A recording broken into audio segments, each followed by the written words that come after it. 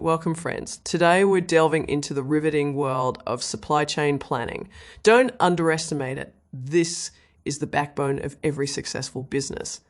It's like the director of an orchestra, making sure all the elements play in perfect harmony to produce a masterpiece product. Imagine you're a car manufacturer and you're creating the catalytic converter for your vehicle's exhaust system. Suddenly platinum shoots up in price. Do you just pay more? Well, you could, or maybe you shift to palladium. This is real-world supply chain planning. It's not just about buying and selling, it's a calculated dance of product specifications, resource availability, and customer demand. Understanding these factors makes us wiser, more versatile chess players in this economic game. With every move, just remember to keep an eye on how your decision affects your product and ultimately your business. So let's get strategic and make every move count.